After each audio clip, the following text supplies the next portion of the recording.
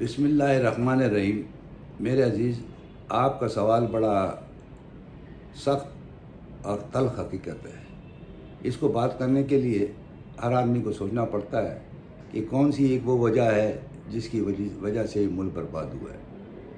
تو میرے نظریے اور میرے خیال کے مطابق اگر میں اس طرح سے لفظ استعمال کروں کہ یہ ناانصافی کی وجہ سے یہ ملک برباد ہوا اور یہاں تک پہنچا ہو تو غلط نہ ہوگا، کیونکہ آج تک یہاں پر سیاسی ٹھگوں کا ایک میلہ رہا ہے، وہ چاہے فوجی ہوں چاہے سویلین ہوں۔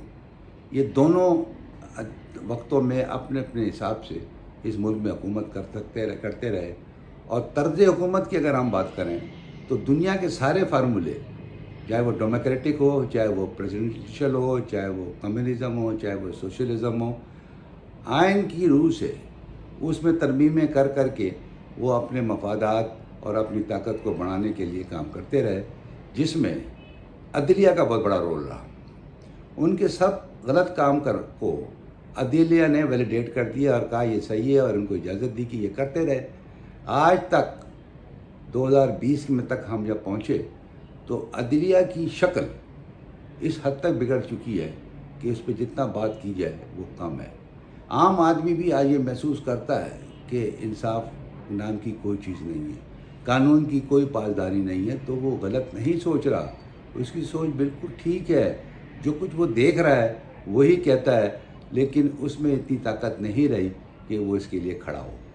آج عدلیہ کا جو حال ہے وہ آپ دیکھیں گے تو آپ کو محسوس ہوگا کہ عدلیہ کی اصل شکل اور عدلیہ کی آج کی شکل کے اندر جو تبدیلیاں آئی ہیں وہ زیادہ تر، اگر ہم پیچھے چلے جائیں تو چیف جسٹس چودھری افتخار احمد کے زمانے سے یہ تبدیلیاں آنی شروع ہوئی، اور انہوں نے ایک چیف جسٹس ڈکٹیٹر کی شکل اختیار کر لی۔ جب وہ رینسٹیٹ ہوئے، آصف علی زرداری صاحب نے ان کو رینسٹیٹ کیا، اس وقت سے لے کے آج تک جتنے بھی ججز آئے وہ سب کے سب لابی کے ذریعے آئے، ان کے کوئی میرٹ نہیں تھا۔ ان کا کوئی میرٹ اگر دیکھا جائے تو بار ایسوسیشن بہت سے ججز کے اوپر باتیں کرتی رہی، لیکن کسی جگہ پہ ان کی سنوائی نہیں ہوئی، کیونکہ یہ ایلیٹ کلاس سے تعلق رکھتے ہیں لوگ۔ ان کا تعلق ان سیاسی ٹھگوں سے ہے جو پاکستان میں حکمرانی کرتے ہیں، جنہوں نے اپنے مفاد کے لیے یہ عدلیہ کو اوپر نیچے کیا اور اپنے مقاصد پوری کرنے سے ان سے کام لیے، جو ایک حقیقت ہے۔ جو مقدمات آپ نے سنے بھی ہوں گے، اس نئی جنریشن نے بھی سنے ہوں گے، اور جو ماضی میں بھی ہوئے، اس سب میں یہی چیزیں ہوئیں۔ آپ دیکھ لیجئے کیا نہیں ہوا۔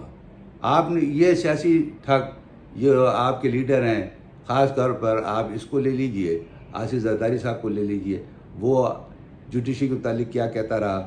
نواز شریف کو لے لیجئے، وہ کیا کچھ جملے کہتا رہا پاناما کے حوالے سے، اپنے جلسوں میں کیا کرتا رہا۔ اس کو یہ محسوس ہوا کہ جن لوگوں کو میں لے کے آیا تھا انہوں نے میرے ساتھ زیادتی کی، اور اس نے اس کے جواب میں اتنی باتیں کری کہ سپریم کورٹ کو سوچنا پڑا کہ وہ کیا کر رہے ہیں، وہ کیا کریں۔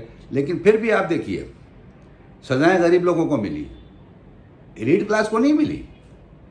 کنٹیمپٹ آف کورٹ لگا دیے گئے اور ان سے کہا گیا کہ جناب آپ ہمارے ساتھ ہماری بے عزتی کرتے ہیں۔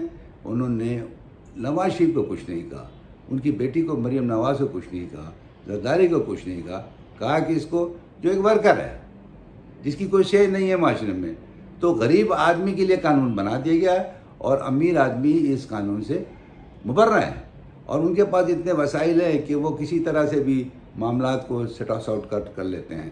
اب اس کے اندر یہ جو بیماری ہے انجسٹس کی، وہ اس حد تک پھیل گئی کہ اب وہ کینسر کی شکل اختیار کر گئی ہے۔ اب اس کو ٹھیک کرنا ایک معجزہ ہوگا۔ کورونا وائرس جو آیا اس کی وجہ بھی تو سمجھنے کی کوشش کری ہم لوگ کہ بھائی یہ آیا کیوں۔ جب اللہ تعالیٰ نے دیکھا کہ ہر چیز مفلوج ہو کے رہ گئی ہے اور ایک عام آدمی کو سہولتیں انصاف نہیں مل رہی، تو اللہ تعالیٰ نے پھر یہ کورونا وائرس بھیج دیا، پوری دنیا میں بھیج دیا، ناانصافی عروج پہ ہے۔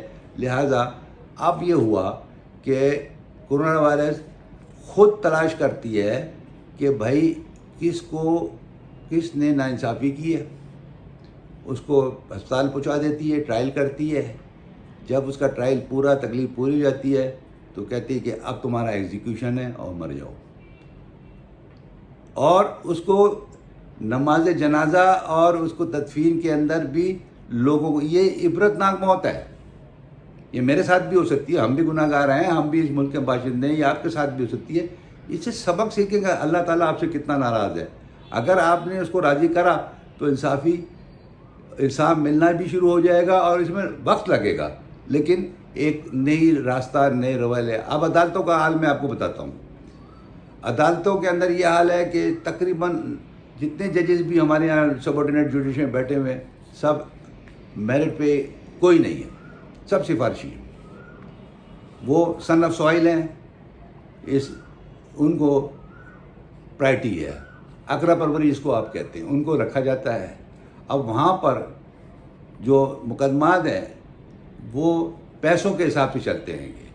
جس کو کسی کے پیسہ یا کسی کے حقوق سلب کرنے ہوتے ہیں وہ عدالتوں میں چلا جاتا ہے, ججوں کو خرید لیتا ہے, ججوں کو پیسے دے دیتا ہے, اسٹاف کو پیسے دے دیتا ہے. آپ اندازہ لگائیے جو مشہور واقعہ ہے ڈیٹ پہ ڈیٹ دیتے ہیں کوٹے, وہ کیا ہیں؟ اس وجہ یہ ہے کہ اس سے وہ جو پیشکار ہے, اسٹاف ہے, وہ ہر تاریخ میں اس تاریخ کو دینے کے بھی پیسے لیتے ہیں. تو مقصد میرا بتانے کا آپ کا کہ یہ تو وہ سسٹم ہے کیا لے کے آئے اور کیا دے کے جاؤ گے. تو اس سے آپ اندازہ لگائیں کہ کیا آپ کو انصاف مل سکتا ہے؟ ممکن نہیں ہے. باقی جتنے بھی کمپوننٹ ہیں وہ سب بعد میں آتے ہیں. جہاں ناانصافی ہوتی ہے وہاں تباہی ہوتی ہے, اور تباہی کے دانے پہ ہم کھڑے ہیں. ہو چکی ہے, کھڑے کیا ہیں, ہو چکی ہے. اب ہم سوچنے کے لیے قاصر ہیں کہ ہم کیا کریں.